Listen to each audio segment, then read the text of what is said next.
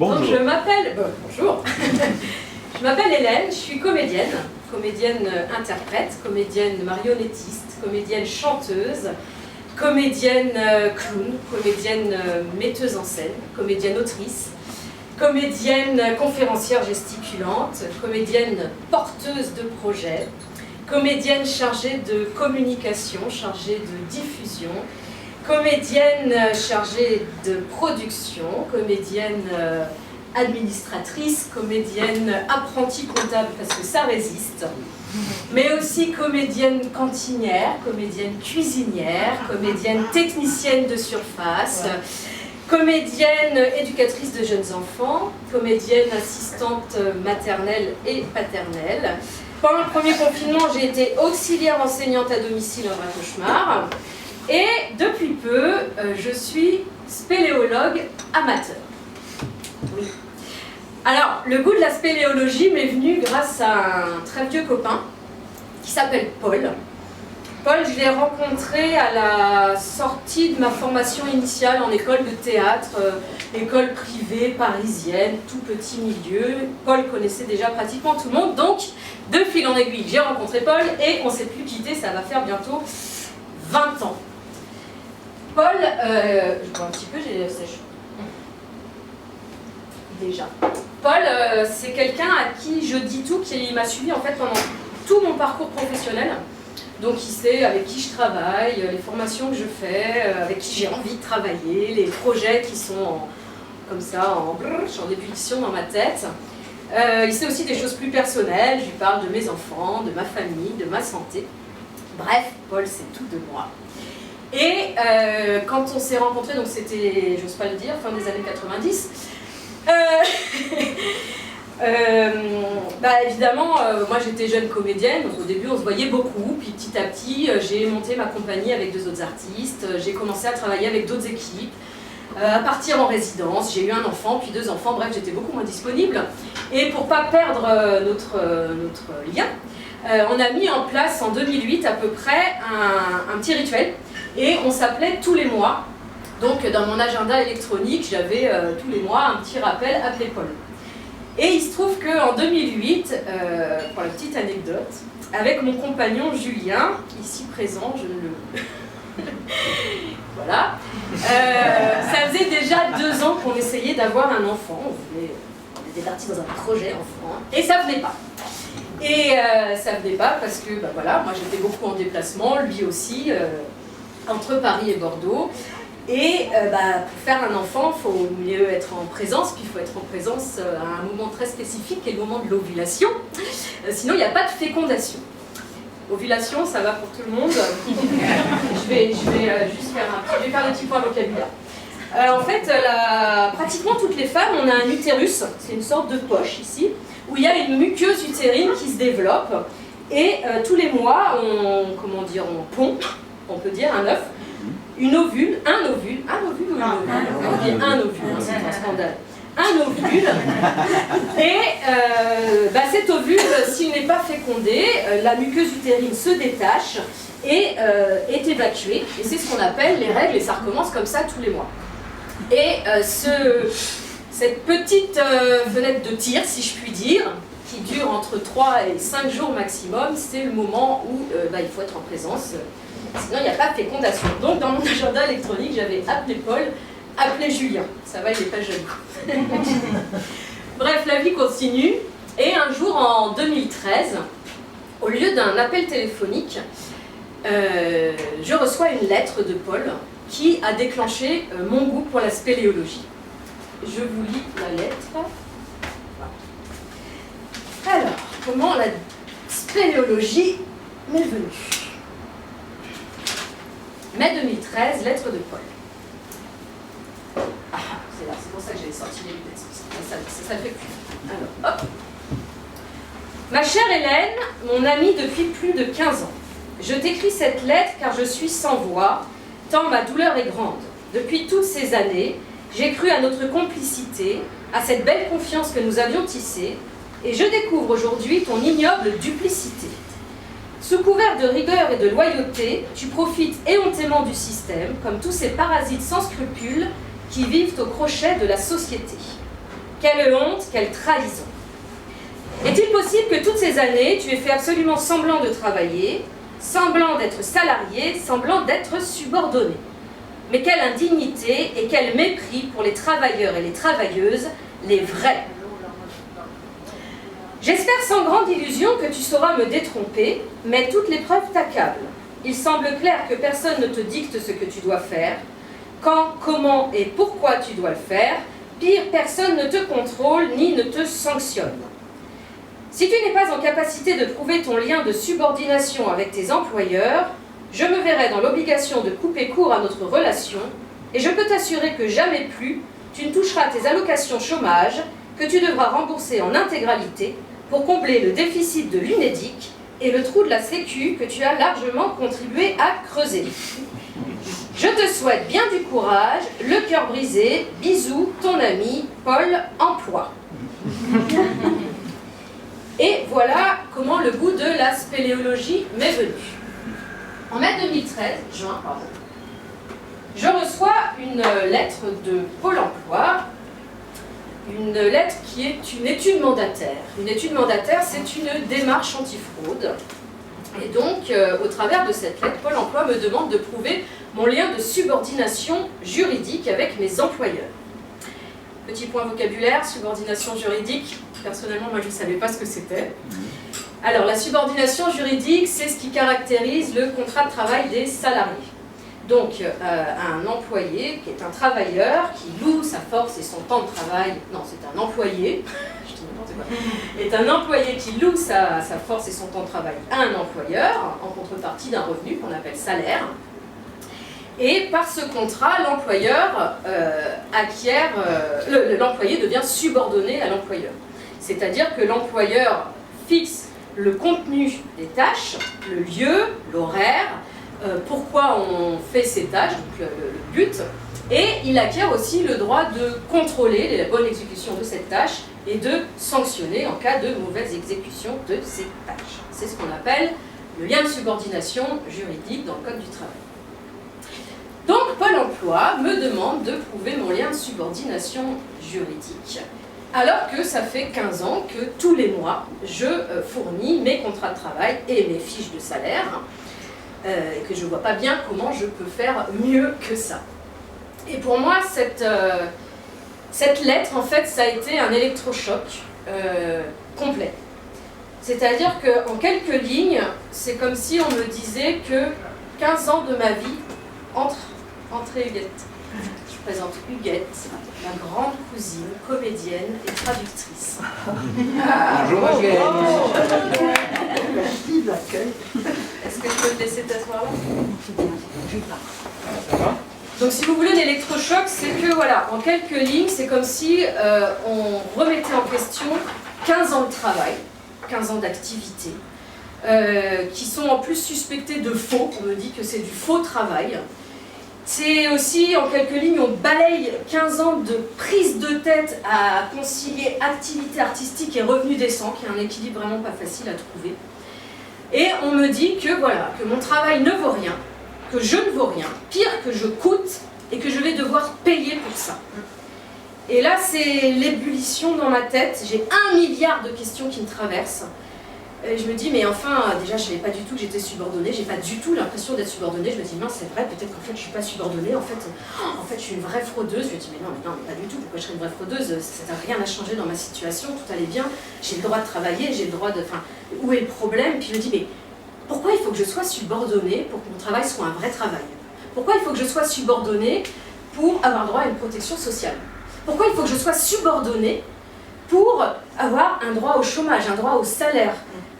Et pourquoi tout d'un coup, si je ne suis pas subordonnée, mon travail n'a pas de valeur?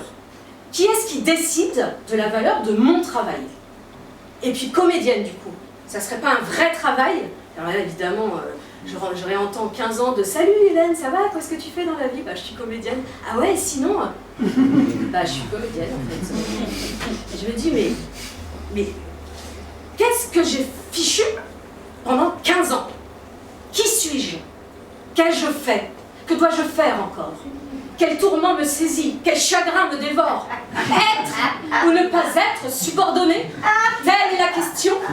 Est-il plus noble pour l'esprit de subir les coups et les flèches d'une injurieuse fortune, ou de s'armer contre elle, et en les affrontant, y mettre fin?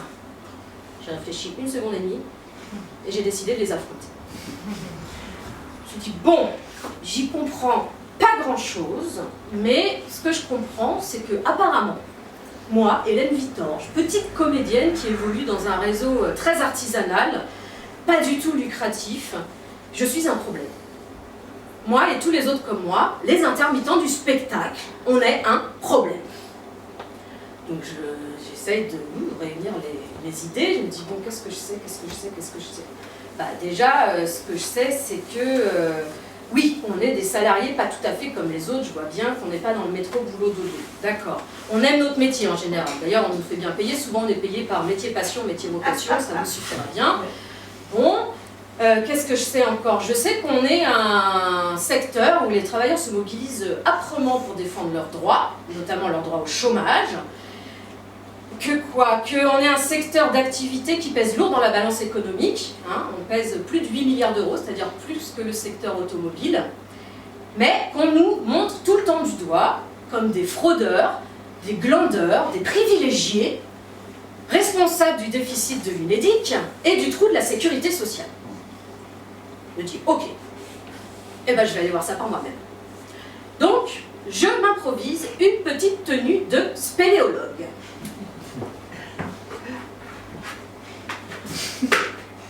Et je décide d'aller explorer ce gouffre légendaire qu'est le trou de la Sécu. Donc voilà, donc pendant cette conférence, je vais vous emmener en expédition dans les dédales de la protection sociale française, pour explorer la sécurité sociale, institution non capitaliste de protection sociale, et l'intermittence du spectacle, qui est quand même une protection sociale unique, qui protège notamment l'emploi discontinu. Et en cela, je vais utiliser tout le temps des gros mots, c'est révolutionnaire. Voilà. Donc deux gros cailloux dans les chaussures de la politique capitaliste néolibérale qui s'applique méthodiquement à les faire disparaître ou en tout cas à les déconstruire. Ça va? Ouais. Prêt pour un peu de spéléologie? Ouais. Je bois un coup, ça commence à pâter.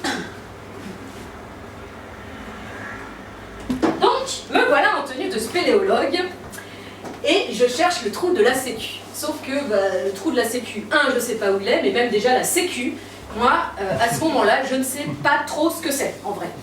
Donc, clic, je cherche un petit peu quand même. Et donc, je comprends, alors la Sécu, il y a plusieurs branches, la branche famille, la branche santé, la branche famille, la branche accident du travail, la branche fonction, pardon? Vieillesse. Vieillesse, merci. Fonction hospitalière. Je dis, oh là là, c'est un dédale, c'est un labyrinthe. Je dis, bon, je vais commencer par ce que je connais. Et je décide donc d'aller vers l'assurance maladie. Donc, je me rends à la CPAM de mon quartier. Je prends mon petit ticket et j'attends dans la salle d'attente pour rencontrer un conseiller qui va, lui, pouvoir me dire où se trouve le trou de la Sécu. Je suis pleine d'espoir. Cette CPAM, c'est là où j'étais venue la première fois pour mon premier congé maternité en 2008. J'ai mon gros ventre, j'avais la feuille de ma doctoresse qui me disait oui, ça y est, c'est officiel, elle est enceinte, bravo Julien.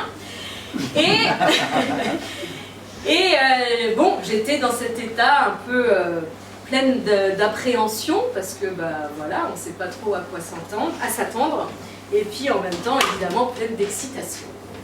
Et en attendant, dans ma petite salle d'attente de la CPAM de mon quartier, je me disais, mais tiens, c'est marrant en fait de venir à l'assurance maladie quand on est enceinte.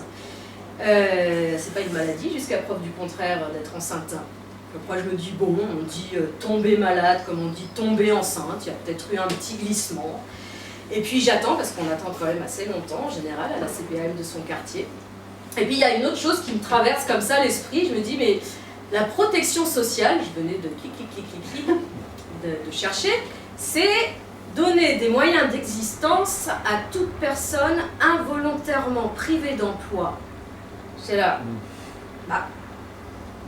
involontairement, à moins que toutes les femmes de France qui sont devenues mères aient été abusées, Il me semble que la grossesse, c'est volontaire. Enfin, en tout cas, en ce qui me concerne, c'était volontaire.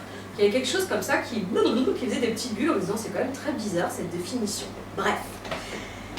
Au bout d'un moment, évidemment, une conseillère me reçoit, flashback, à la CPAM de mon quartier. Premier congé maternité. Alors, elle veut ou veut pas? Il veut.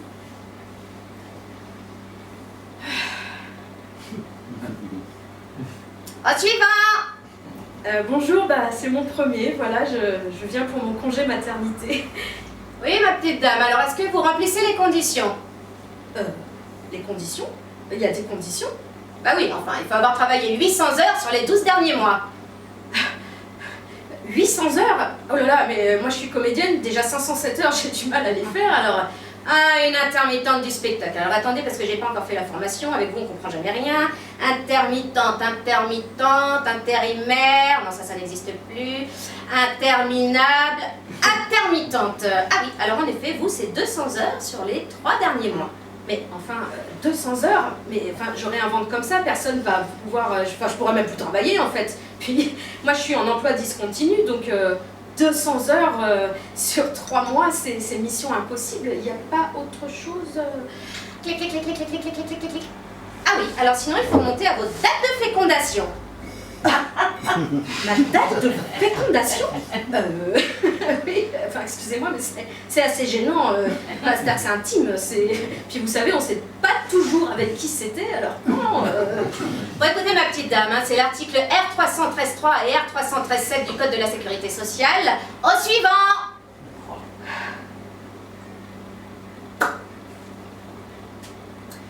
Et voilà comment, à mes dépens, je découvre que le congé maternité est obligatoire, mais pas obligatoirement indemnisé.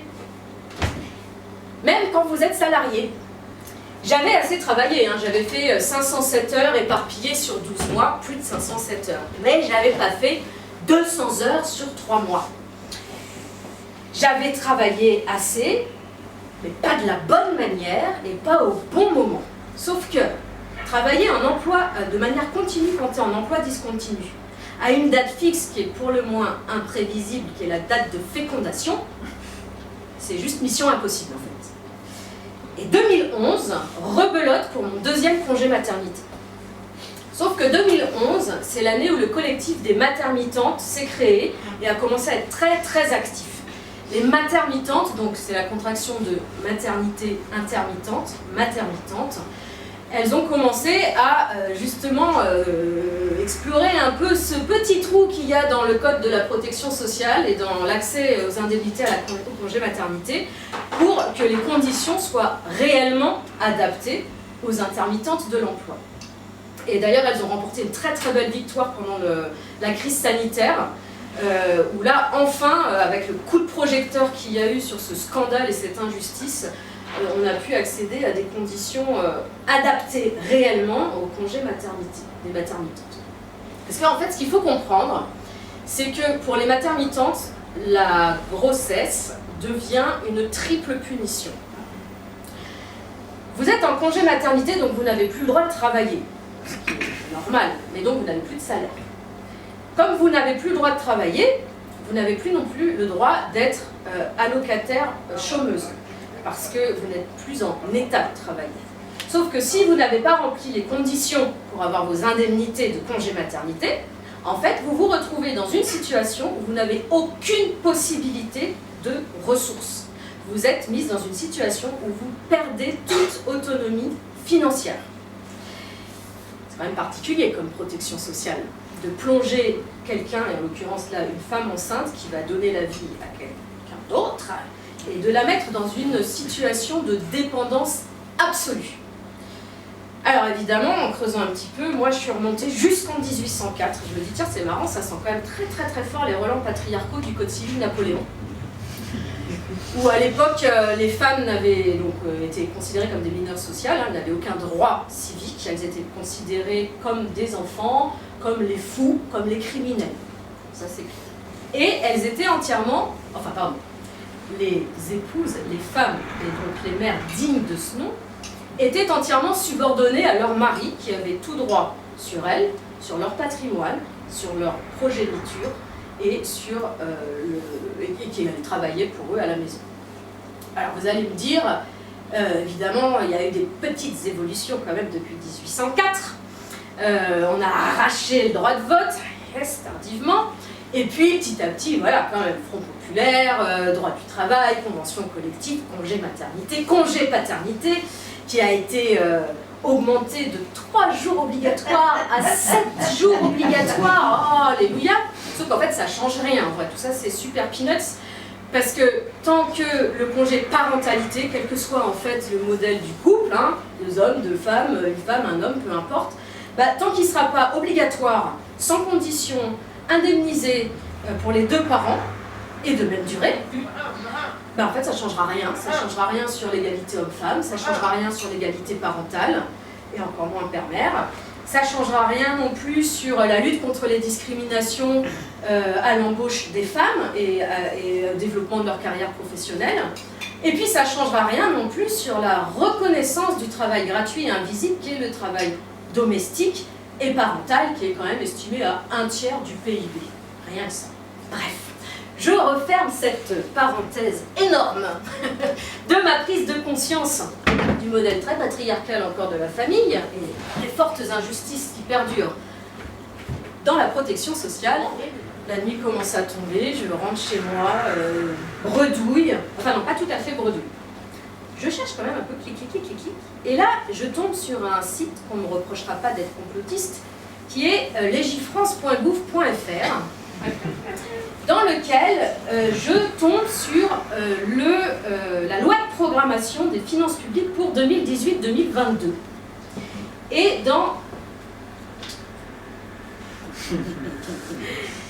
cette loi de programmation des finances publiques, il y a un petit tableau qui présente la trajectoire des administrations de sécurité sociale et qui nous dit que la sécurité sociale, en 2018, est bénéficiaire de 12,5 milliards d'euros, qu'on prévoit un bénéfice de 19,9 milliards d'euros en 2019, 20,3 milliards d'euros en 2020, 20,9 milliards d'euros en 2021, 21,7 milliards d'euros en 2022.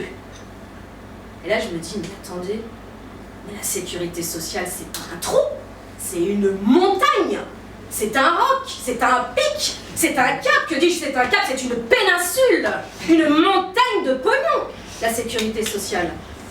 Comment ça se fait qu'on nous dit qu'on ne peut pas payer nos retraites, nos congés maternité, nos maladies, etc., etc. Et tout en bas du petit tableau, il y a une petite ligne qui dit « dont 20 milliards vont être prélevés par l'État pour éponger la dette sociale ». Et on s'en gonflait. Non seulement il y a un paquet de thunes, et en plus, ils se servent à pleine pogne. Et en même temps, si on fait un petit calcul rapide, il reste quand même 1,7 milliard d'euros. Donc j'ai envie de dire qu'il n'y a pas trop, il n'y a pas trop, il n'y a pas trop du tout. Pas trop de première classe, pas trop de seconde classe. Il n'y a pas de trou, il n'y a pas de trou, il n'y a pas de trou du tout, il n'y a pas de trou, un point c'est tout. Mesdames et messieurs, j'ai l'honneur de vous annoncer que le trou de la Sécu est un gros fake. Sous vos applaudissements.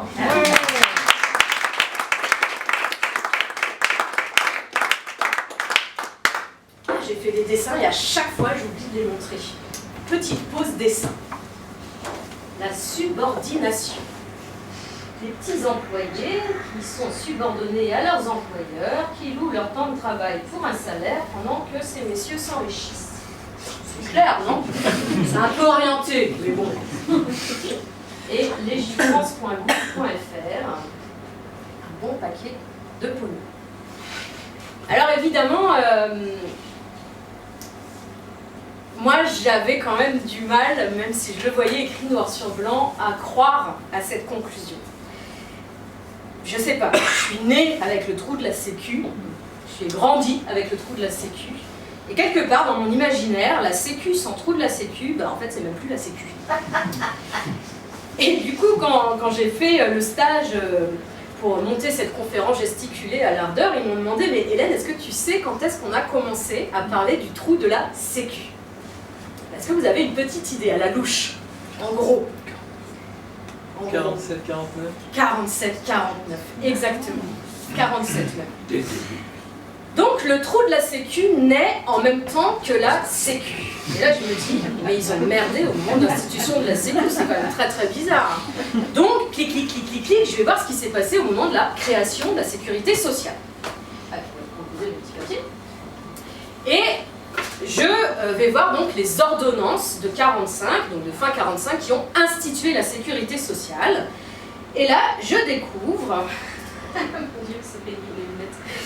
Et là, je découvre donc que la sécurité sociale, c'est une caisse unique, qui n'a pas plein de petites branches là, qui est entièrement indépendante de l'État. Donc l'État ne se sert pas à pleine main hein, dans la caisse de sécurité sociale, qui fonctionne sur la mutualisation interprofessionnelle, donc tout le secteur du commerce et de l'industrie privée participe au financement de cette caisse, et qui est gérée à 75% par les travailleurs. Exit la négociation sociale qu'on appelle le dialogue social. C'est les travailleurs qui décident.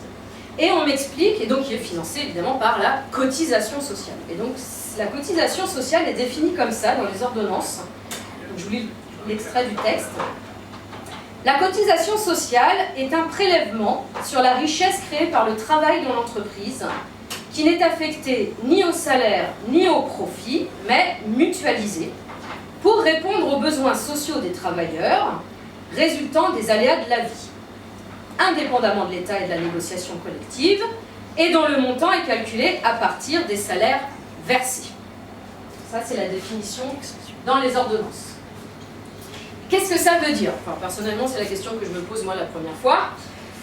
Donc en fait, il y a tout le secteur privé de l'industrie et du commerce, toutes les petites usines là, les travailleurs qui rentrent dedans, qui produisent de la richesse, et donc on se retrouve avec une grosse richesse. Et sur cette richesse, on prend une partie pour les salaires et une partie proportionnelle pour la cotisation sociale.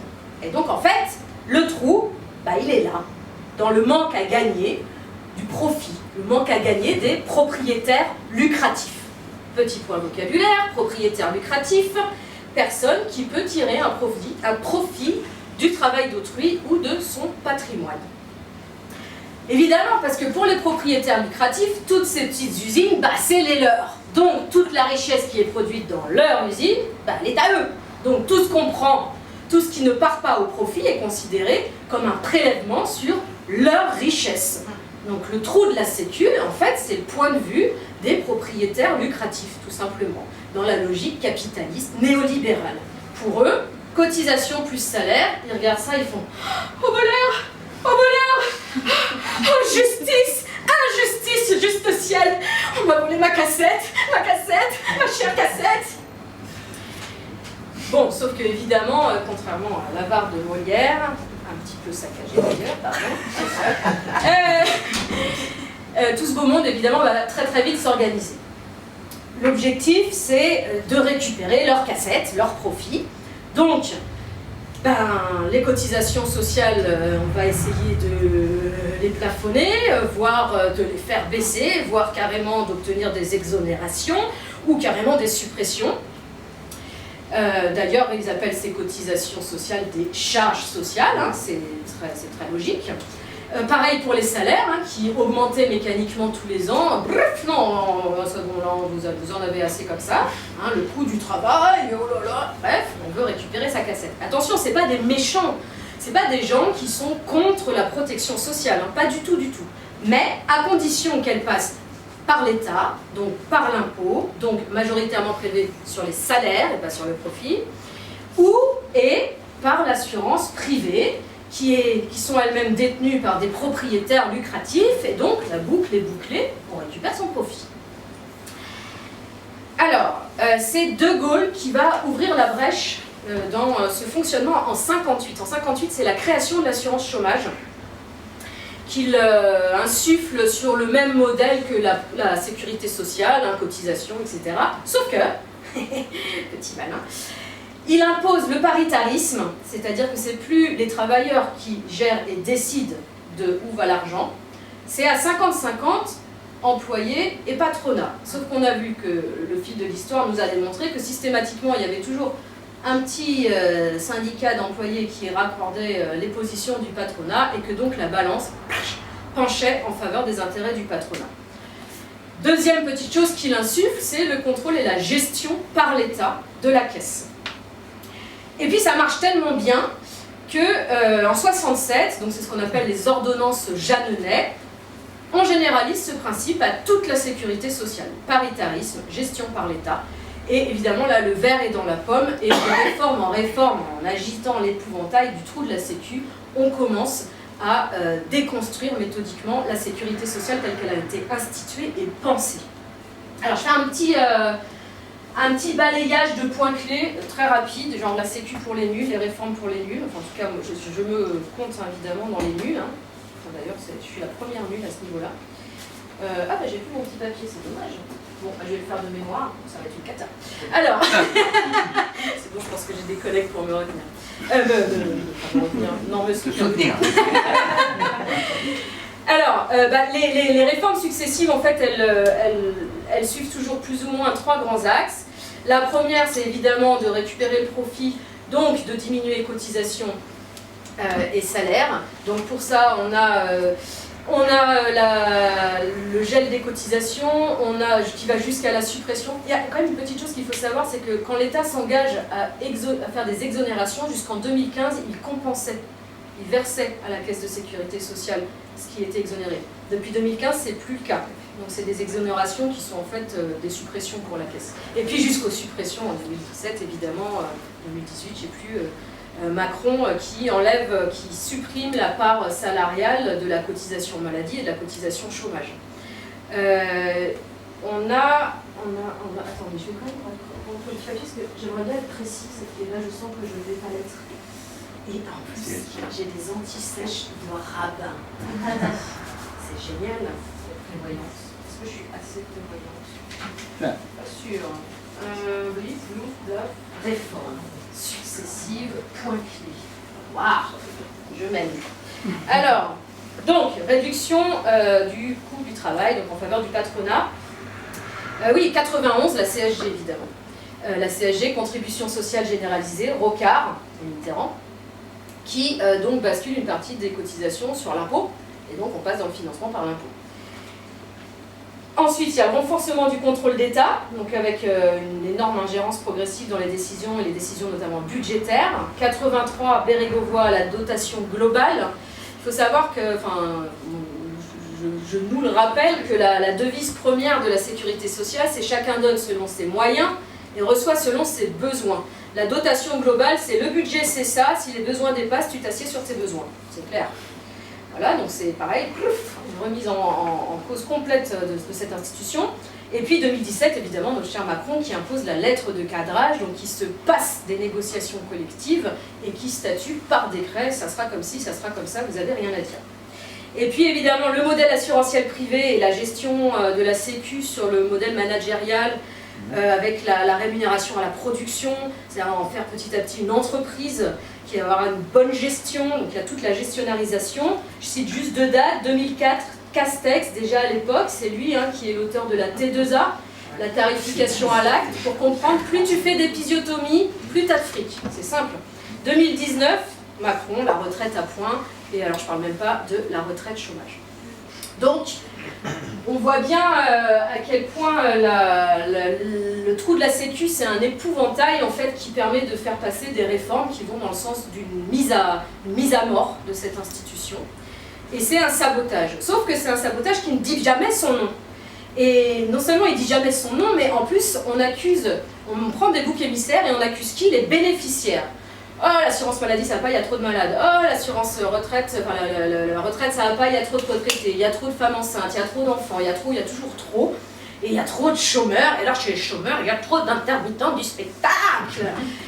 Et c'est comme ça qu'on arrive aussi à cette deuxième fiction, qui est la responsabilité des intermittents du spectacle dans le déficit de l'UNEDIC, à qui on impute un 1 milliard de déficit de l'UNEDIC. Heureusement que j'ai un bon casque, j'ai pas de bosse.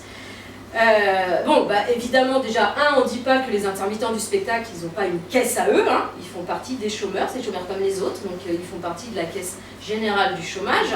Que si la caisse chômage était financée par les chômeurs, bah, en fait, elle serait vide, donc voilà.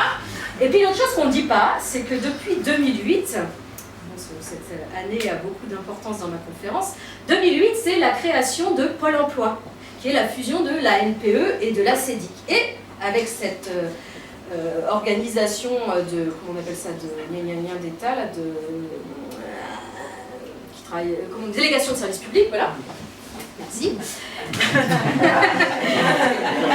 Délégation de service public, l'État décide qu'il va prendre une partie des cotisations pour financer son administration et sa gestion de la caisse chômage. Et comme par hasard, ça correspond à peu près au 1 milliard. Mais bon, moi je dis ça, je dis rien. Bref, donc, deuxième conclusion à cette première initiation en spéléologie, aucun retraité, aucun chômeur, aucune chômeuse, aucune femme enceinte, aucune famille nombreuse, j'en ai oublié, aucun accidenté du travail, aucun hôpital public n'est responsable du trou de la Sécu. Et ça va mieux en le disant. J'aime la spéléologie. Alors bon, quand j'en arrive là de mon initiation en spéléologie, force est de constater que j'ai plus rien à explorer puisqu'il n'y a pas de trou. Donc je m'arrête à cet endroit de mes compétences en spéléologie. Par contre, à défaut de creuser le trou de la sécurité sociale, évidemment, moi j'ai très envie de creuser la question. Je me dis, mais ok, donc le trou de la sécu, tout ce discours politique néolibéral, logique, de 100% profit, d'accord, sabotage, blablabla. Je dis, mais moi là-dedans, c'est quoi le problème en fait? Qu'est-ce que je représente là-dedans? Pourquoi tout d'un coup, j'ai une institution qui me tombe sur le coin du nez? Pourquoi on remet en cause mon statut de salarié? Pourquoi on remet en cause mon droit au chômage? Je dis, bah en fait, je ne vais pas m'arrêter là, je vais creuser la question. Parce que... Bon, sauf que j'ai pas été voir Pôle emploi tout de suite. On était un peu en froid avec Paul. En fait, je venais de renouveler mon dossier de demande d'allocation chômage. Et évidemment, comme à peu près 5 fois sur 4, mon dossier était bloqué. Donc, je me rends à mon agence Pôle emploi spectacle, à l'époque c'était encore Pôle emploi spectacle, NPE spectacle, pardon. Et je demande, voilà, bah bonjour, voilà, mon dossier est bloqué, je comprends pas, j'ai fait plus de 507 heures, j'ai tout donné, ça fait des semaines, puis je suis un peu comme ça, parce que qui dit dossier bloqué dit indemnisation coupée. Et moi, les indemnisations, comme à peu près plus de la moitié des intermittents du spectacle, en fait ça représente la moitié, voire plus de la moitié de mes revenus mensuels, donc ça commence à être un petit peu difficile, j'aimerais bien avoir des explications s'il vous plaît. Et là la personne me dit, bah écoutez, nous on s'occupe pas du tout de ça. Je dis, mais comment ça, je suis à la NPE spectacle, si vous vous occupez pas des chômeurs du spectacle, qui est-ce qui s'en occupe? Non, nous on s'en occupe pas. Par contre, vous voyez derrière vous sur le mur, là-bas il y a un téléphone. Alors vous allez appeler le 3949 et c'est eux qui vont s'en occuper. Je dis, mais enfin, je suis venue, je me suis déplacée, vous êtes là, je suis là, on se parle. Non, nous on s'occupe pas de ça. Non, j'insiste pas, donc j'avais décroché le 3949, enfin le téléphone. Je ne sais pas si ici vous êtes nombreux à avoir déjà eu affaire à Pôle emploi et au 3949. Alors, il y a une sorte de règle implicite qui veut que quand vous appelez la plateforme, parce qu'on parle à des plateformes, hein, on ne parle plus à des conseillers, des conseillères, la première fois que vous vous faites engueuler. Oui, bonjour, j'ai un problème. Oh, écoutez, il n'y a pas de problème, laissez-nous faire notre travail, on sait très bien ce qu'on est en train de faire. Oui, bah ça prend du temps. Et bah oui, bah on est débordé, alors restez chez vous, attendez que ça se débloque, et on reviendra vers vous quand ce sera fait. Et là, ça raccroche. Sauf que là, il y a votre frigo qui continue à se vider, et vous dites, bah en fait, je vais rappeler. Donc la deuxième fois, vous appelez. Et là, évidemment, excusez-moi, oui, attendez, laissez-moi juste le temps de vous expliquer. Vous expliquez tout bien en détail, la personne reprend votre dossier point par point jusqu'au moment où ça coupe. Parce que, en fait, les appels sont minutés. Et vous n'avez pas le droit à plus de 10 à 15 minutes, je ne sais pas exactement, d'appel. Et là, votre frigo est vide. Donc vous vous dites, bah en fait, tant pis, je rappelle une troisième fois. Et là, dans le meilleur des cas, vous tombez sur la bonne personne. Oui, bonjour madame, j'ai un souci. Oh non, vous inquiétez pas, s'il y a un problème, il n'y a pas de problème. C'est vrai? Mais oui, vous regardez, alors, j'ouvre votre... Oui, ah, bah, je vois ce qui se passe, donc je fais clic et tout est réglé. brûlé. Et là, vous avez juste envie de poser une bombe, parce que ça fait quand même des semaines que vos indemnités sont coupées et que rien ne se débloque et qu'il suffisait d'un simple clic. Sauf que vous n'engueulez pas la personne parce que c'est la bonne personne. Un bisou, merci. Et donc là, la dame m'explique, oui, effectivement, vous allez juste vous retourner à votre agence à spectacle et vous remettez le document original, numéro, machin chose. Surtout, vous n'oubliez pas de faire une copie certifiée conforme sur la photocopieuse de l'agence où il y a le logo avec le tampon de la date, parce que si jamais vous devez redonner ce document, il faut qu'il soit certifié conforme. D'accord, merci. Merci, je vous aime. Clac, et vous raccrochez et vous êtes réparti pour l'agence spectacle avec votre petit document original. Vous arrivez, évidemment, la photocopieuse est en panne, donc vous faites la queue jusqu'au petit monsieur qui trie les personnes en fonction de ce pourquoi elles arrivent. Et une fois arrivé, vous expliquez AEM 3949, plateforme, copie, en panne. Et là, le petit jeune homme me dit mais je suis pas obligé de faire cette copie, moi. Je n'ai pas à prendre cette responsabilité. Je dis, mais enfin, il y a une photocopieuse dans le bureau derrière vous, je la vois. C'est rien, vous faites une copie, un coup de tampon, c'est fini, c'est réglé. Non, de toute façon, je ne veux pas prendre cette responsabilité parce que vous imaginez, vous me remettez vos documents originaux, si demain il se perd, ça va me retomber dessus. Je dis, mais enfin, on marche sur la tête, je ne vais pas aller dans une autre agence pour une copie, un coup de tampon. Ben non, n'allez pas dans une autre agence, remettez-moi votre document sans coup de tampon, vous ne nous faites pas confiance. Je dis, écoutez, ça fait quand même quelques années que je suis dans le métier, donc je sais que nos relations ne sont pas basées sur la confiance, mais sur le factuel. Donc non, et en plus quelqu'un qui me dit que quand je lui remets mon document en main propre, il ne peut pas prendre la responsabilité d'acter que je lui ai remis en main propre, non, je ne vous fais pas confiance, non. Alors, évidemment, je me suis dit, écoutez madame, moi je ne m'énerve pas, je ne suis pas dans le conflit, je suis déjà bien gentille de prendre vos dossiers, si vous n'êtes pas contente, eh bien tant pis pour vous, au suivant. Et il me passe par-dessus la tête, du regard, je suis petite, pour voir la personne suivante. Et là, malgré peut-être les apparences, moi je suis quelqu'un qui m'énerve très difficilement. Je ne me mets pas facilement en colère. Et là, je pète un scandale. Je dis non, j'ai pas fini. Excusez-moi, je n'ai pas terminé. Vous ne me passez pas du regard au-dessus de la tête, c'est extrêmement désagréable. Et je n'ai pas terminé. Si vous êtes là, monsieur, c'est pas bien gentil de prendre mon dossier, hein. Si vous êtes là, c'est parce que je travaille et parce que vous travaillez. On est juste deux personnes qui travaillent.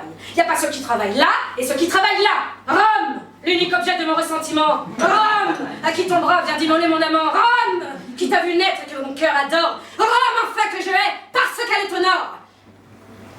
Pardon, c'était un bon scandale.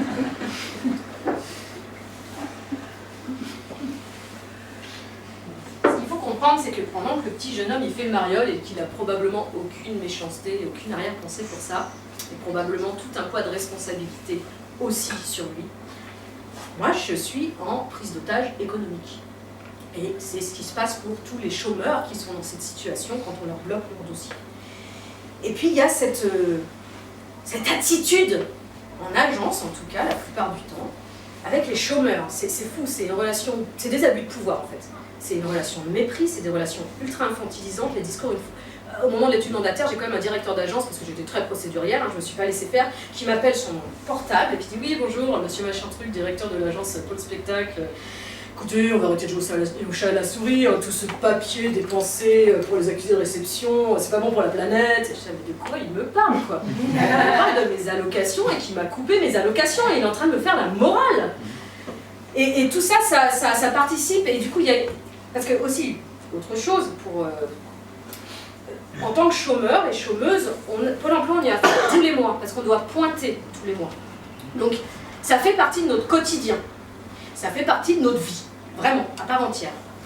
Et toutes ces relations d'humiliation en agence, ah oui, les convocations au rendez-vous obligatoires. Vous recevez une lettre, vous êtes convoqué au rendez-vous obligatoire, si vous ne venez pas, vous êtes radié. On ne vous dit pas pourquoi. Bien, bon bah j'y vais, hein, je ne veux pas être radiée, c'est vrai, c'est assez dur comme ça. Bonjour, voilà, j'ai reçu la convocation obligatoire. Et là, la personne me dit oui, bah, c'est bon, vous pouvez repartir. Mais enfin, c'était pourquoi? Non, c'était juste pour voir si vous alliez venir. Dingue! Il y a une vraie violence institutionnelle. Et cette violence institutionnelle, le problème c'est qu'elle n'est pas circonscrite à l'institution. Elle continue ensuite dehors, parce qu'un grand renfort médiatique de bourrage de crâne, quand t'es une chômeuse, arrêtez de parler au masculin, quand t'es une chômeuse, T'es moins que rien, t'es une assistée, t'es une privilégiée, enfin non privilégiée pas trop, t'es suspectée de fraude d'emblée, assistée, une scorie de la société, et en plus si t'es intermittent du spectacle, t'es une privilégiée. Un grand renfort de si on veut, on peut, il n'y a qu'à traverser la rue. Tout est fait en fait pour que tu vives le fait d'être au chômage comme la pire des hontes sociales. C'est-à-dire que si t'es chômeur, t'as raté ta vie, t'es rien ni personne, et en plus t'es coupable d'être au chômage parce que c'est forcément que tu n'es pas du tien, c'est de ta faute. Puis même dans le vocabulaire à Pôle emploi, enfin à l'époque c'était assez dit quand même peu, initialement on est des bénéficiaires de l'allocation chômage qui est un droit du travailleur. Ensuite on est devenus des chômeurs, des gens qui glandent rien. Et aujourd'hui on est des demandeurs d'emploi. Mais on va être quoi demain? Quémandeurs, des mendiants. C'est une idéologie qui est ultra violente et qui bousille les gens. Je ne sais pas ces détails, on a tous entendu parler des gens qui viennent s'immoler en agence, qui se suicident. Bref. Et quand même, je réachoppe là-dessus, c'est que c'est un droit du travail. C'est-à-dire que le chômage, c'est un droit. Un droit du travail. Un chômeur, c'est un travailleur. C'est peut-être un travailleur qui n'est pas en emploi ou qui n'est plus en emploi, mais c'est un travailleur quand même. Et on fait d'un droit une honte. Et c'est ultra pernicieux, parce que, évidemment, si tu es banni de la société et que tu vis dans la honte, tu ne vas pas te battre pour des meilleures conditions de chômeur. Donc pour ton droit du travail. Tu vas te battre pour récupérer un emploi à tout prix, un job, 10 jobs, pour atteindre péniblement le SMIC. Et ça va permettre de faire un super dumping social, parce que les gens qui sont au poste, ils vont devoir revoir à la baisse leurs prétentions dans leurs conditions de travail, puisque derrière, il y a ce qu'on appelle l'armée de réserve qui est là, ah, j'en veux, je m'en fous, c'est merdique, bon, j'en veux quand même. Et donc, on assiste à un truc quand même qui est de transformer un droit, par la coercition managériale de retour à l'emploi, là, en dumping social. Et c'est un moyen de remettre en question quand même, sacrément, ce conquis social qui est le droit du travail, protection sociale, conditions de travail des travailleurs.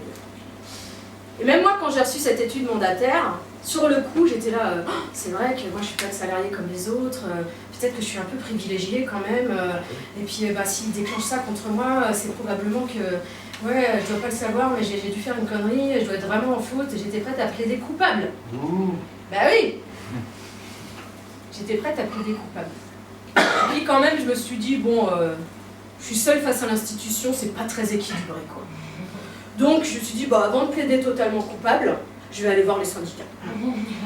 Donc j'ai été voir le syndicat français des artistes-interprètes, et la CIP Île-de-France. La CIP, c'est la coordination des intermittents et précaires d'Île-de-France, pour leur dire, voilà ce qui m'arrive, je comprends pas, apparemment, je suis une grosse privilégiée fraudeuse, je le savais pas. Ils me disent non, ça c'est donc ceux qui m'ont nommé, études mandataires, lien de subordination juridique, etc. Donc on discute, etc. Puis là je découvre quand même qu'en tant qu'artiste-interprète, le Code du travail m'accorde depuis 1969 la présomption de salariat. Ça veut dire que je suis automatiquement assimilée à une salariée quand bien même les critères stricts de subordination ne sont pas remplis. Et à ce titre-là, d'ailleurs, je n'ai pas le droit d'exercer mon activité d'interprète en tant qu'auto-entrepreneuse. C'est vraiment une vraie protection.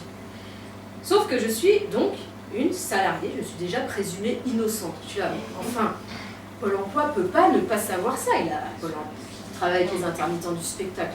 Donc je comprends pas en fait, c'est quoi le truc en fait? À quel endroit il m'attaque vraiment? C'est quoi qu'il y a derrière? Et donc là, les syndicats et la CIP m'expliquent, ils me disent en fait le problème, et c'est là où ils essayent de te coincer, c'est que comme tu es une comédienne qui est salariée dans sa propre compagnie, une porteuse de projet, comme on nous appelle dans les formulaires de subvention publique de la culture, eh bien ils sont en train d'essayer de prouver que en fait tu es une salariée qui s'emploie elle-même, donc que c'est un emploi fictif, donc que tu n'es pas une vraie salariée, donc que tu n'as pas le droit au chômage et qu'il faut t'exclure du chômage et qu'il faut que tu rembourses tes allocations. Waouh, c'est tricky, c'est ultra vicieux quoi. D'autant plus qu'ils me disent, et tu as bien fait de ne pas répondre d'emblée à cette lettre, parce que si tu avais fourni les documents qu'ils te demandaient, ça t'incriminait directement, c'était un piège. Mais quel cauchemar! Donc, sauf qu'en fait, c'est ultra vicieux, mais c'est surtout d'une hypocrisie sans nom. Parce que, en tant que porteuse de projet, c'est-à-dire quelqu'un, une artiste-interprète qui veut monter un spectacle, le réseau de production du spectacle vivant, qu'il soit privé ou public, vous demande de créer une structure ou d'être attaché à une structure. Donc vous n'avez pas le choix. Alors c'est pour ça que c'est majoritairement des associations, parce qu'on ne va pas se lancer dans une SARL ou je ne sais quoi, et qu'en plus on a une activité qui est non lucrative, qui est marchande, mais non lucrative. C'est-à-dire qu'on ne cherche pas à faire du profit, c'est réinjecté dans la production. Bon, bref, on rentre dans le détail corporatiste. Et donc en fait c'est structurel de notre secteur. Il y a 2 sociologues qui ont travaillé là-dessus, il y a déjà quelques années, je ne sais pas si l'étude a été réactualisée, parce que c'était 2007 je crois.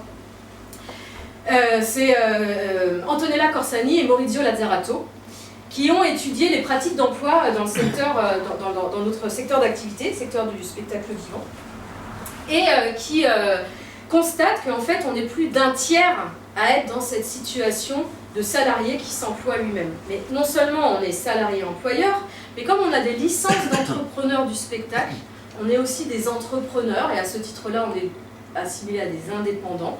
Et comme on évolue et on produit dans un secteur de production de spectacles vivants, on est même producteur. Donc en fait on cumule absolument tous les champs du droit du travail sans appartenir strictement à aucun d'entre eux, sauf au salariat par la présomption de salariat. C'est-à-dire qu'on a effectivement le statut de salarié sans critères stricts de subordination, ce qui est quand même énorme. À ce titre-là, on est donc on a l'autonomie des indépendants et des entrepreneurs. Et comme nos salaires sont composés de nos salaires directs de l'emploi et indirects de un salaire presque, on a une partie de notre salaire qui est attachée à notre personne, exactement comme les fonctionnaires. Donc évidemment, on fait un peu tâche dans le paysage du salariat strict et surtout dans le paysage de la logique de production du système économique capitaliste néolibéral. On échappe en partie en fait à la triple subordination employeur, État, capital. Ah, j'ai fait un dessin. Je vous montre un dessin, ça fera une petite pause. Ah bah non, ça sera... Oh. Oh. La sécurité sociale, une caisse, c'est les employés qui ont le pouvoir, pas d'État, cotisation interprofessionnelle. J'oublie tout le temps de les montrer, je sais pas pourquoi je les ai.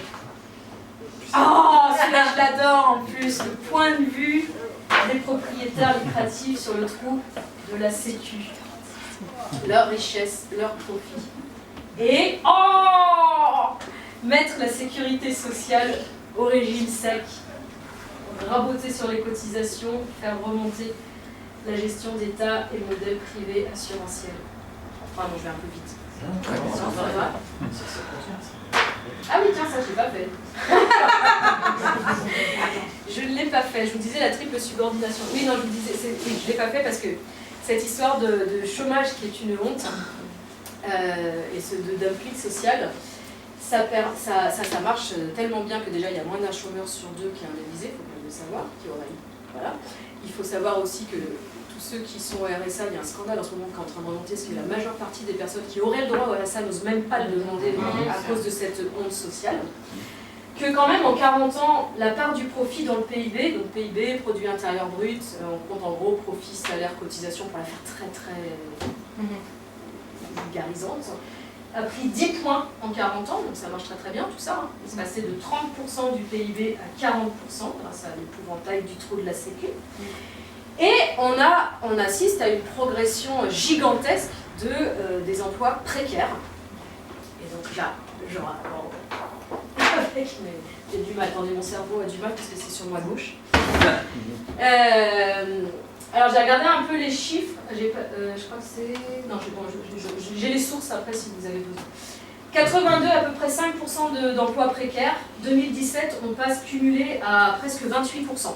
Hein, donc augmentation de l'emploi précaire énorme, ou de la précarisation de l'emploi, avec évidemment une majorité de femmes, et je dirais même une majorité de femmes racialisées. Et chez les jeunes, on passe de 17% à 57% d'emplois précaires. Donc c'est un petit détail. Et donc on arrive à cette fameuse triple subordination capitaliste à laquelle nous échappons en partie à l'employeur, au capital et à l'État. Nous, à Pôle emploi. Parce qu'évidemment, quand on est chômeur, on est peut-être plus subordonné à un employeur, mais en fait, on est subordonné à Pôle emploi. Donc, tout ça pour dire que... Oui, donc là, c'est le moment, voilà, c'est tout le moment où j'ai un blanc. Mais c'est pas que j'ai un blanc, c'est que pour rendre tout ça un petit peu plus concret, pour comprendre un peu comment ça se passe... Ça va, vous... C'est dans ça, je sais que c'est dans ça.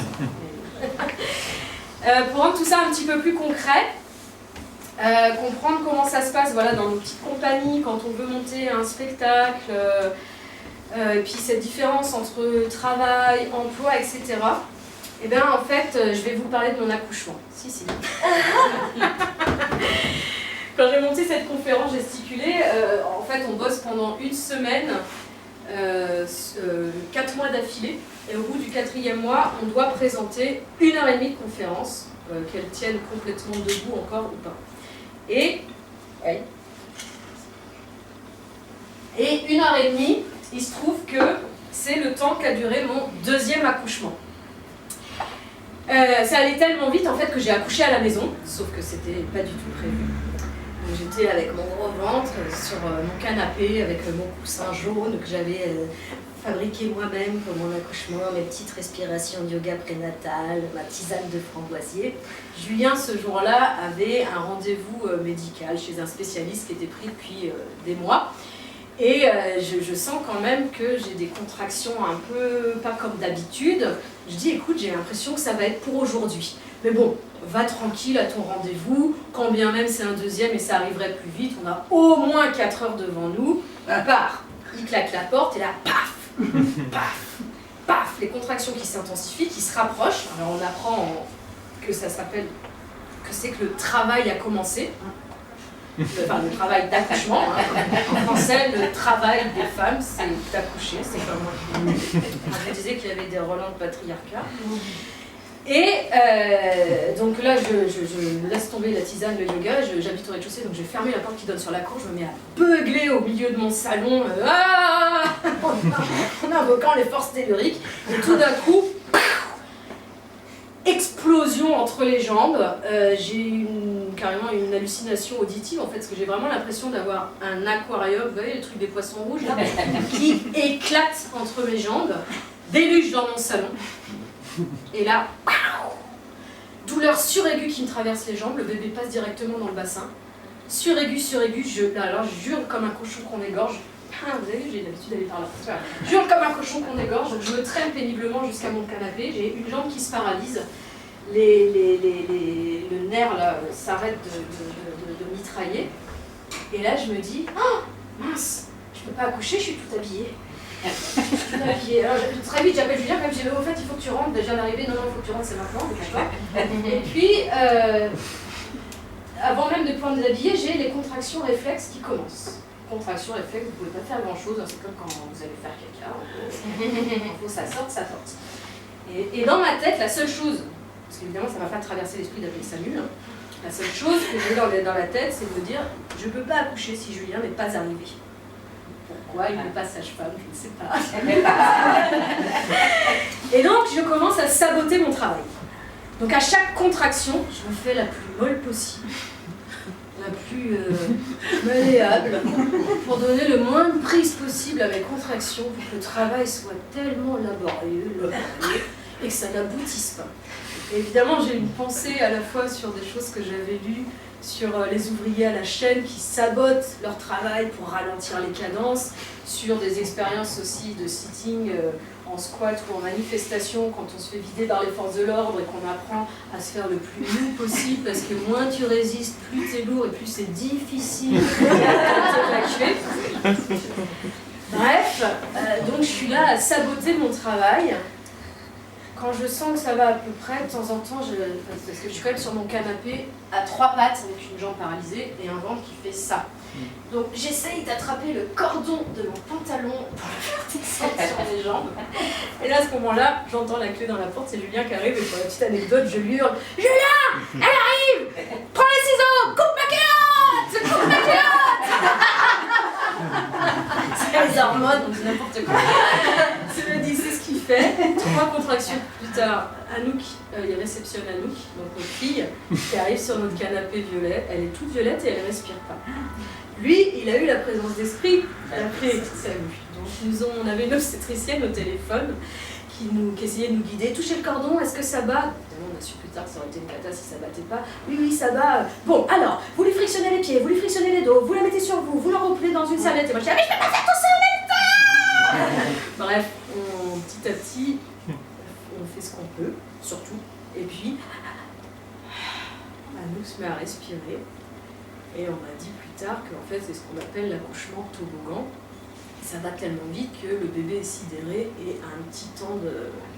Il ne réalise pas en fait qu'il est plus dans le même milieu et il respire.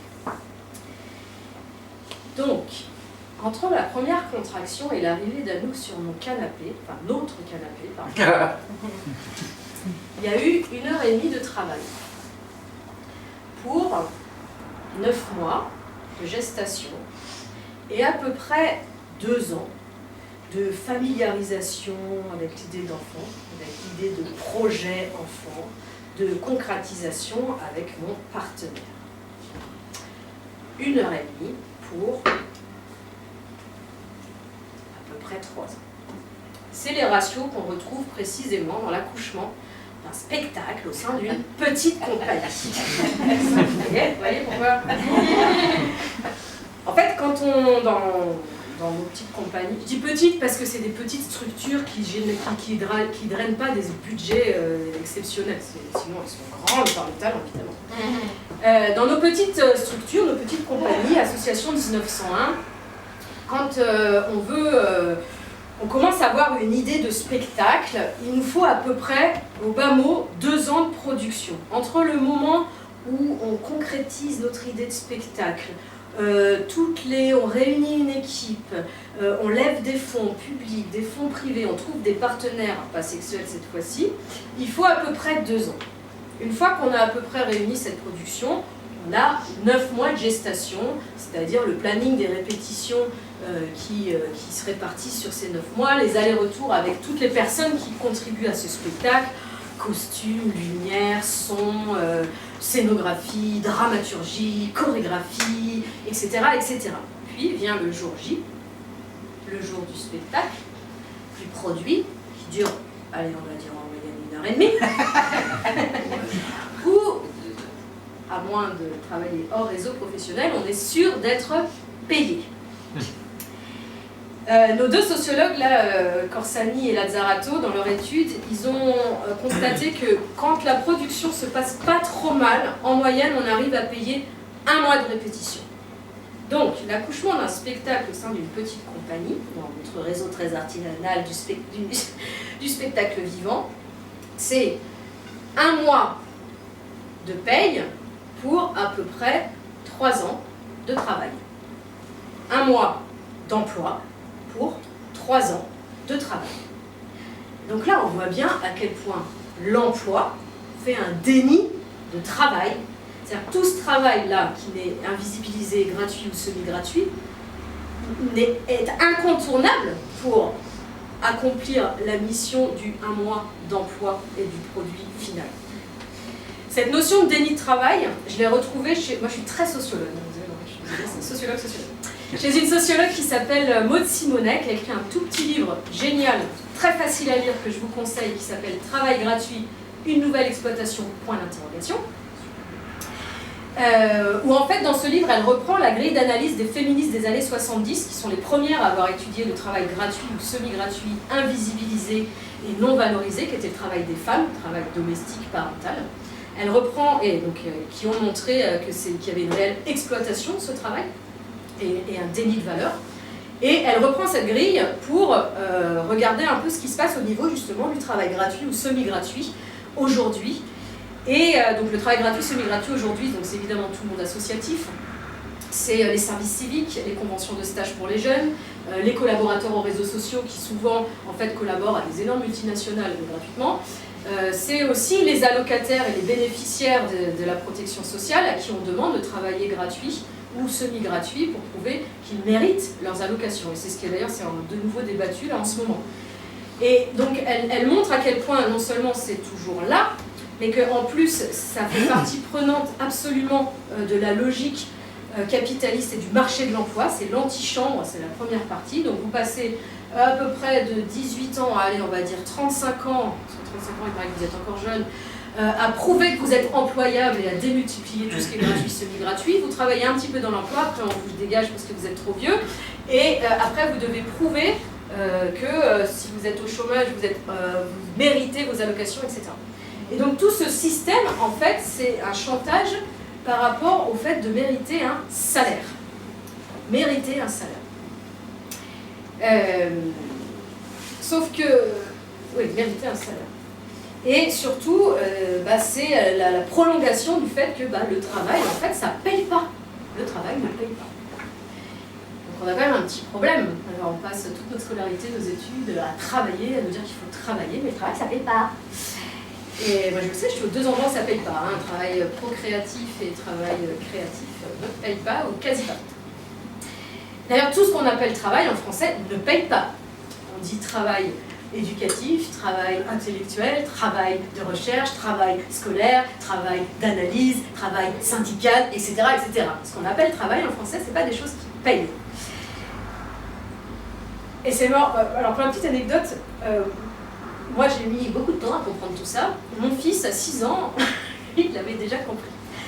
5-6 ans, c'est l'âge où les enfants disent « Moi, quand je serai grand, je serai pompier, infirmier, maîtresse, policier, maître, éboueur. » Enfin, souvent, c'est d'ailleurs des métiers de service public. Hein.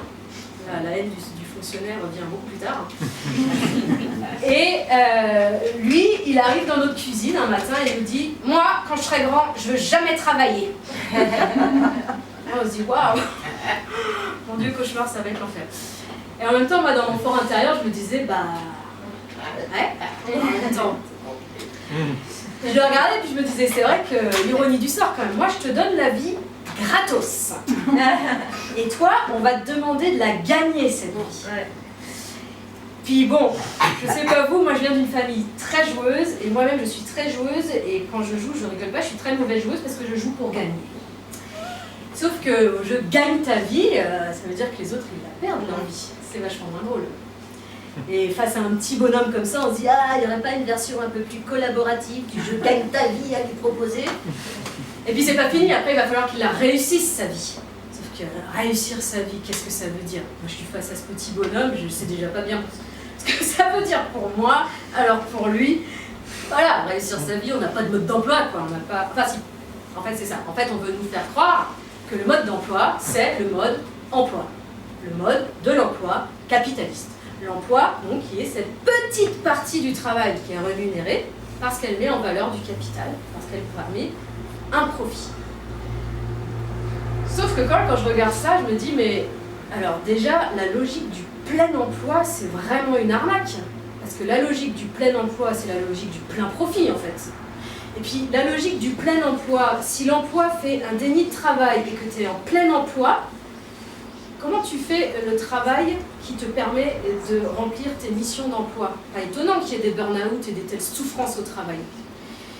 Et puis, je me dis aussi, bon, et puis c'est bien gentil, mais moi je suis payée un mois sur 3 ans. Je suis dans un secteur de l'emploi discontinu.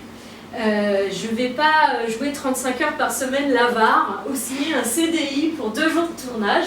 Donc comment je fais pour bouffer? Et c'est la question évidemment que s'est posée tous les travailleurs et toutes les travailleuses de mon secteur, le secteur du spectacle vivant, et qui a donné naissance à l'intermittence du spectacle. Alors, je vous laisse faire une petite respiration dans votre tête, parce que comme ça je fais la mienne, je regarde juste. Ah oui, c'est le déni de travail. Ouais. Non, ça, je peux pas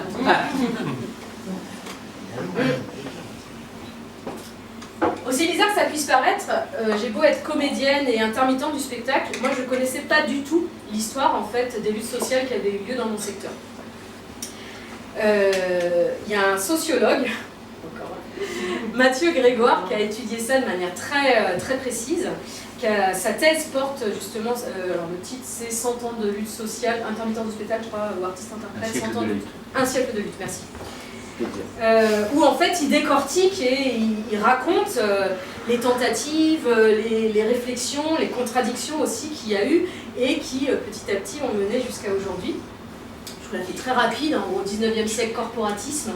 Moi la chose que j'ai retenue qui m'a assez fascinée, c'est que pour contraindre un peu le marché de l'emploi, les musiciens, ils ont pris l'option hyper inclusive, dire 100% syndiqué. Si tu n'étais pas syndiqué, tu ne pouvais pas jouer avec les camarades. Sauf qu'en étant 100% syndiqué, ben en fait, ils pouvaient négocier des conditions minimum auprès de leurs employeurs. Les comédiens, c'est moins sympa, c'est une solution d'exclusion. Ils se sont dit, bah, le gâteau, il n'est pas bien gros, il ne faut pas qu'on soit nombreux. Donc, ils ont mis en place une licence professionnelle pour se partager généreusement le gâteau à pas beaucoup. Bon, après, évidemment, fonds populaire, convention collective, droit du travail, logique du plein emploi pour justement couvrir une plus grande partie du travail au noir. Sauf que, bah voilà, secteur où le plein emploi, en tout cas, n'est pas, oui, enfin, pour beaucoup d'entre nous, n'est pas une réalité.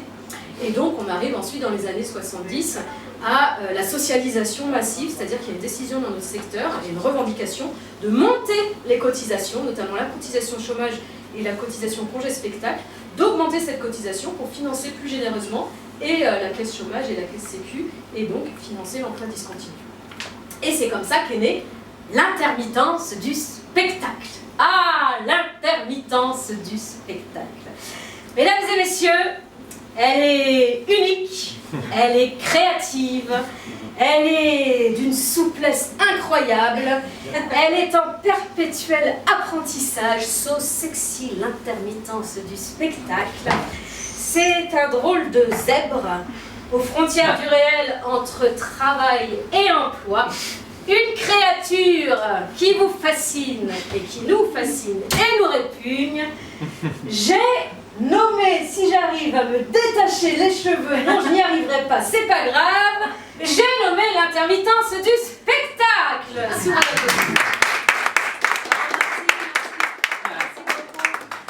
très heureuse de vous rencontrer cette dimanche. J'ai dit à Hélène, je ne peux pas rester très longtemps parce que, en fait, aujourd'hui c'est mon anniversaire. Parce que nous, dans l'intermittence du spectacle, on a 2 anniversaires. L'anniversaire où ta maman, elle te donne le jour, et l'anniversaire tous les ans, où l'intermittence renaît de ses cendres, tel le phénix. Je suis un phénix. Bref, alors, et donc, oui, donc j'ai rendez-vous avec Paul, dont Hélène, elle vous a parlé, justement, pour aller fêter ça. Donc, alors, l'intermittence du spectacle, si tu veux, au début, c'était un tout petit numéro de rien du tout. Hein. Un petit truc que j'ai fait à la fin des années 60s. D'ailleurs, le patronat m'a beaucoup aidé, parce que comme ça, j'étais disponible tout le temps, entre 2 numéros. Et puis, avec la semaine des 40 heures d'abord, et puis des 39 heures, j'ai commencé à avoir beaucoup de succès. Et du coup, le patronat m'a beaucoup moins aidé. Elle a commencé à me mettre des bâtons dans les roues. J'ai dû prendre des cours de self-défense pour le viser au portefeuille. Bon, normalement, je l'ai maintenu à distance. Je sais pas, je pense que pour lui, je suis une femme un peu trop olé olé, un peu trop libre. Et il n'a pas l'habitude, il ne sait pas comment faire avec moi. Mais bon, il va s'habituer. Hein. Alors, donc, l'intermittence du spectacle, si tu veux, c'est un numéro des contorsionnistes entre la protection sociale et les droits du travail. Au niveau de la protection sociale, j'ai imaginé un petit truc génial. Si, génial. Si tu veux, c'est le CDDU. Tu connais? Le CDDU, c'est les contrats à durée déterminée d'usage. Et c'est très pratique, c'est le secret de ma souplesse. Et ça, le patronat, il adore. Mais bon, si tu restes dans les CDDU avec rien d'autre, tu finis au caniveau et ne demande pas au patronat de venir te repêcher. Attention, ça suffit pas. Alors, de l'autre côté, j'ai imaginé, si tu veux, moi, quand je suis pas sur la scène, que je ne me produis pas, comme là, par exemple, devant vous, je peux me retirer tranquillement dans mes annexes 8 et 10 de l'assurance chômage. C'est très grand, on y est très bien, il y a un petit coin café, c'est très sympa. Et ça me permet, si tu veux, c'est ma liberté, quoi. Ça me permet d'avoir un petit salaire et de ne pas me prostituer sur le marché du travail entre 2 emplois. Mais ça, le patronat, il n'aime pas du tout. Il n'aime pas du tout. Bon, bah écoute, ça le regarde. Hein. Bref. Et, bon, ouais, oui, je sais. Alors, si tu veux, bon, ça t'a pas échappé, je ne suis pas juste une zèbre, je suis aussi zèbre au niveau des cheveux. j'ai commencé à me faire vieille, enfin plutôt t'es jeune hein, quand même, et la retraite, les grands écarts, c'est pas évident. Hein? Donc bon, mon numéro il n'est pas encore perfectible, il est bien perfectible, il n'est pas encore perfectionne, c'est ça. Et donc moi j'ai imaginé un truc, je me suis dit que pour mes vieux jours, j'aimerais bien, si tu veux, faire une maison d'hôte. Tu connais? Tenir une maison d'hôte, tu sais? Parce que je me suis dit, tu vois, dans mes annexes 8 et 10 qui sont très grandes, moi toute seule là-dedans, je vais m'ennuyer. Alors j'ai imaginé d'aménager un petit coin cosy, un peu comme là, tous ensemble, on est bien, et pour tous mes amis sans abri de l'emploi. Et bon, surtout, tu ne dis rien après, parce que je vais lui annoncer tout à l'heure, il n'est pas encore au courant, c'est une surprise. Ah, voilà, un peu de musique quand même. Hein? Oui, Intervita, c'est le nom de la chanson. Toi, je connais rien de ma vie, mais je déclame en certitude des à peu près des inepties que jamais personne ne doute. Je travaille dur, je me lève tôt, je suis pas toujours payé pour ça. Je passe pas mes hivers au chaud à siroper la tequila. Moi j'ai jamais brisé des vies, moi j'ai jamais fermé d'usine. Je promets pas les paradis en jetant les gens à la mine. Je coûte moins cher à l'UNEDIC que des plans et licenciements. Oui mais c'est tellement plus logique de taper sur l'intermittent. Là il y a la petite musique que j'aime bien.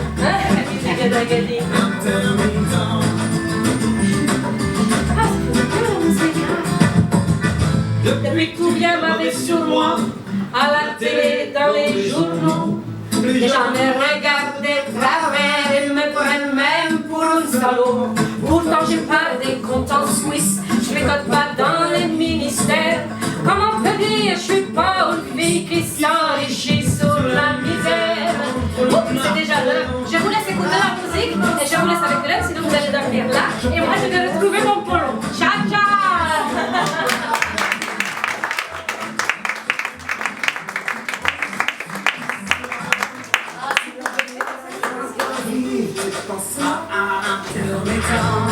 Nous allons vers la fin de cette conférence gesticulée, autoproduction. Me voilà donc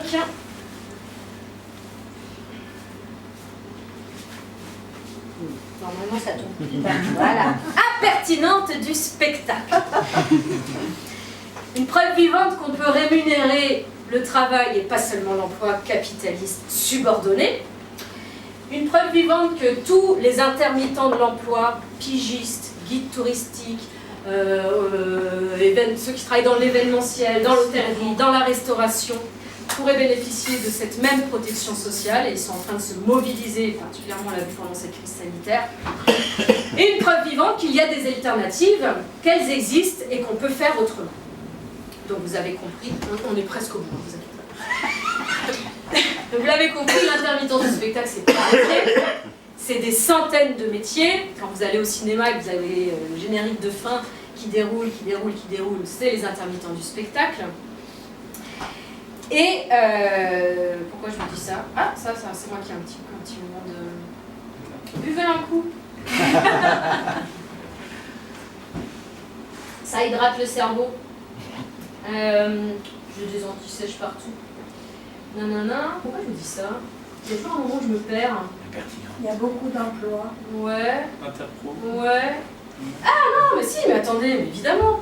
Donc, les intermittents du spectacle, c'est pas un métier, donc c'est un régime chômage, ça vous l'aurez compris.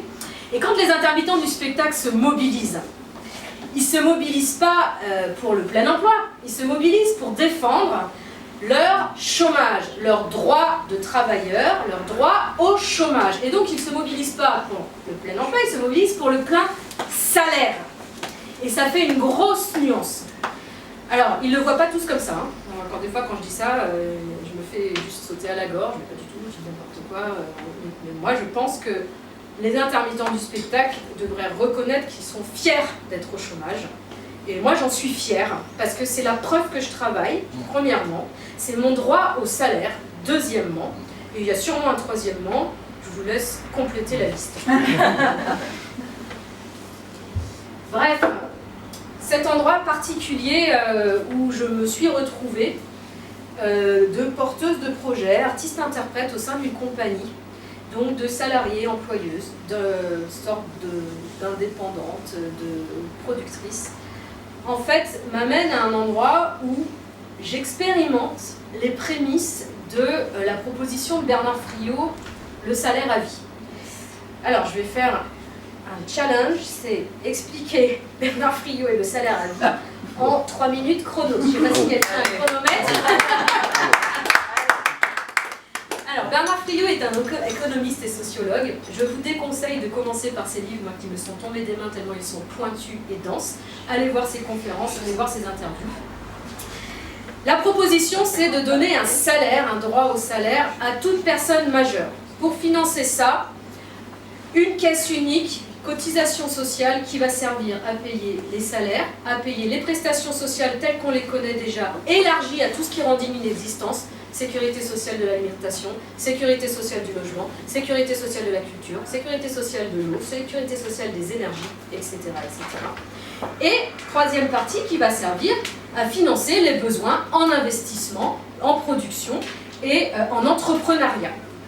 Comme on a construit les hôpitaux publics au moment les bâtiments, hein, on n'est pas passé par la case banque, on n'a pas emprunté.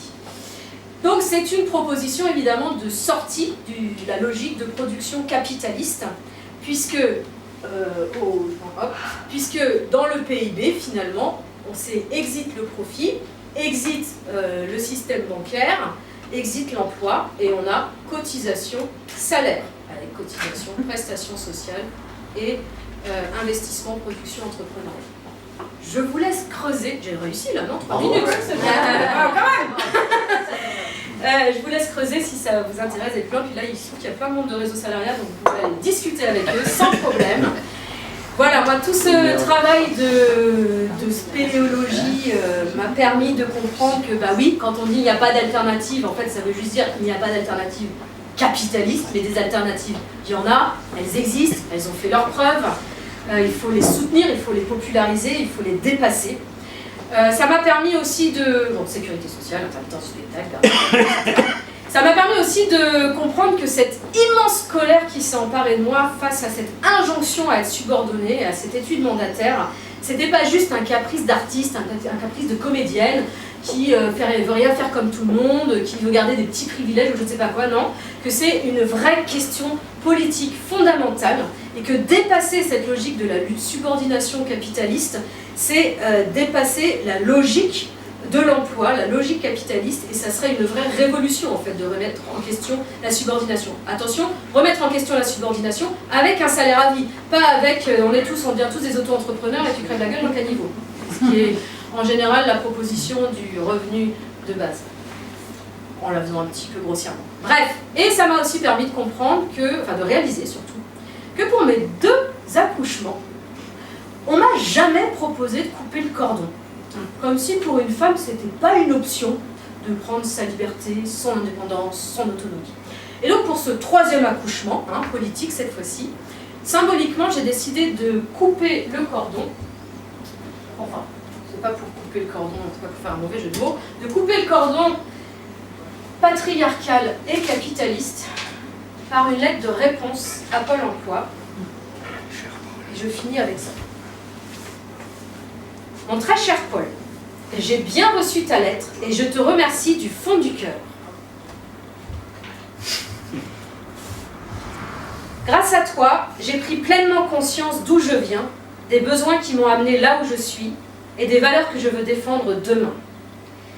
Je passe rapidement sur ton attitude paternaliste infantilisante, ton chantage à l'emploi, ta condescendance, ton mépris de classe permanent, et ce rapport de subordination sans cesse réaffirmé que tu instaures dans nos relations.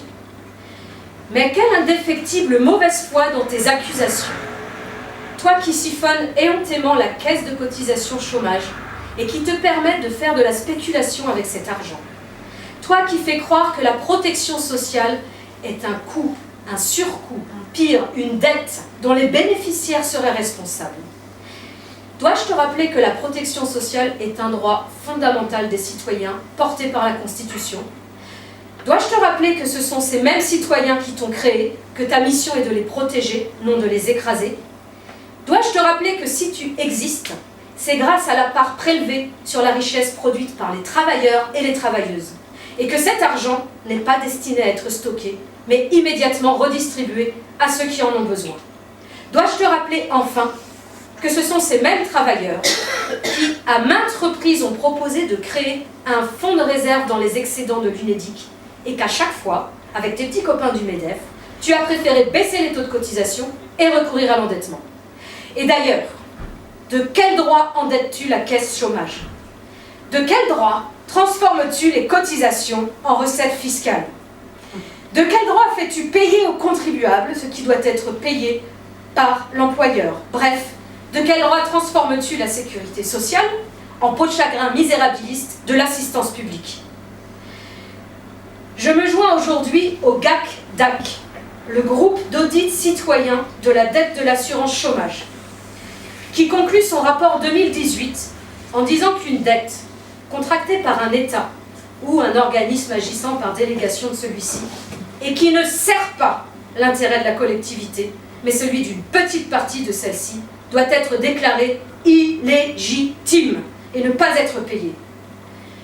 Dans ce sens, annuler la dette de l'assurance chômage au motif qu'elle résulte d'un choix politique qui favorise les employeurs et les créanciers.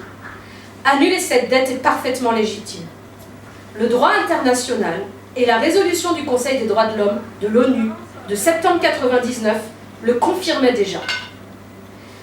Mon très cher Paul, et pour ne pas citer tous les autres de la présidentielle, comme tu vois, loin de m'assommer, ta lettre m'a profondément réveillée. À mon tour, j'espère de tout mon cœur que tu sauras quitter ton costume de petit gestionnaire capitaliste imbu de son pouvoir et que tu sauras revenir à ta mission première de service public. À mon tour, j'espère que tu auras l'humilité de rester à ta place de représentant de l'État et que tu rendras son autonomie et son autogestion à l'UNEDIC et plus généralement à la sécurité sociale, qui ont été pensées, dois-je te le rappeler, sur le modèle du sou du linceul des ouvriers du 19e siècle, qui se cotisaient pour payer un linceul à leurs camarades morts avant d'être jetés à la fosse commune sans autre forme de cérémonie. C'est enfin avec une joie pleine de rage que je t'insuffle l'esprit qui anime les intermittents du spectacle, à savoir l'autonomie collective et autogérée de la production, le salaire continu pour tous et toutes, et la défense du bien commun. Le cœur gonflé d'espoir, Hélène, une femme, mère, comédienne, intermittente du spectacle. Merci.